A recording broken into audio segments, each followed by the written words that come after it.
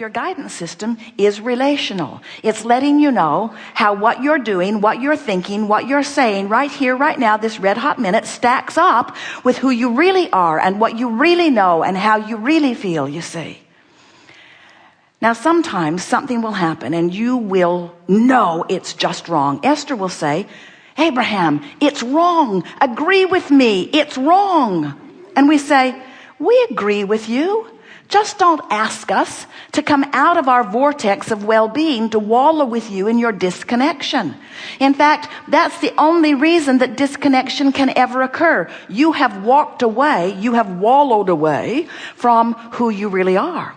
Because who you really are is in this vortex of creation, in this vibrational reality, where all new requests go. What do you mean a vibrational reality? It's not very satisfying. Can I spend it? Can I sleep with it? What do you mean vibrational reality? And we say everything that you know that is physical now was vibrational reality first. In other words, there is a vibrational reality at the basis of all that you know. And so when you understand that when you don't have enough money and you ask for more, you have put over time a veritable fortune in your vibrational reality. But to claim it, you got to get in this vortex of creation where the vibration is that which you have become. And that's a part of our message to you that stretches your thinking just a little bit, because you have been magnificently focused in your leading edge time-space reality, out here on the leading edge, sifting through contrast, and you've come to think that reality, which is what you can see and hear and smell and taste and touch, that this reality that so many of you agree upon, that this reality is what you have come forth to create.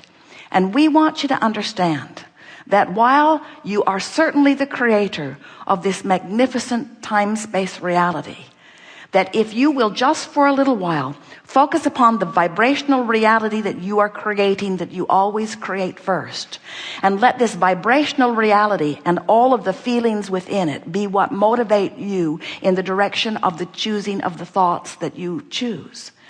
If we can convince you in this short time that we are together today to let this vibrational reality be the important thing that it really is in the context of the big picture of your life, if we can distract you from the reality of what's going on in your bank account, or what's going on in your body, or what's going on in your relationships, if you can be distracted from it long enough that you deactivate the vibration of it, while you activate the vibration of what you really want relative to those subjects, it is our promise to you that your reality will begin to morph. It will evolve, it will change, it will match perfectly the image of what's going on over here in this vortex of creation. We really like it when we find an analogy. This vortex analogy is so magnificent. We've written a book about it because we want you to understand that you are source energy also in a physical body. But the source part of you, this expanded part of you, is evolving because of the physical part of you. This is the thing that so many of our physical friends don't understand. They think, oh, I might have been non-physical and there might be some soul or source in me and there might be a God who is aware of me, but here I am out here on this bleeding leading edge, and aren't I here to prove some sort of worthiness? And we say, not in any way. You are here to create. You are here as an expander of this ever-expanding universe, and you can't stop the expansion. All day, every day, you are contributing to the expansion of this universe. Future generations will benefit mightily by what you have put into this vortex. But the reason that we're here talking to you is because you've summoned us also to let you know that we don't think that you should have to croak to catch up with what you put in the vortex. We think that you should be able to be aware of this vibrational reality and tune yourself emotionally to it, to the point that you are a chronic vibrational match to the evolved being that you have become. Because unless you are keeping up with who life has caused you to become, you're not going to feel good, and no one can do anything about it other than you.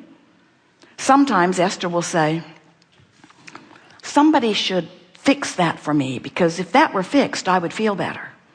And we don't disagree with her. It's better to look at things that are the way you want them to be. You do feel better.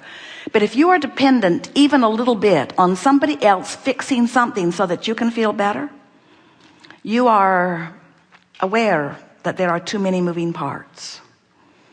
You are aware that that's a very conditional love that has such limits, because you cannot control enough of the environment around you to hold yourself steadily in alignment with who you are.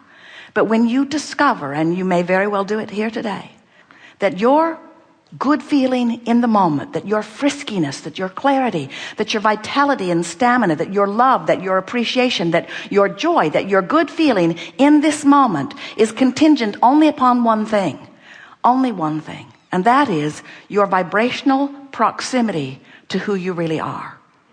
Who you are is liquid love. Who you are is pure positive energy. So when you're feeling despair or depression, vibrationally speaking, you're way off the track. But that does not keep the source within you from knowing you and loving you and being the larger part of you and calling you home to it, calling you in the direction of it.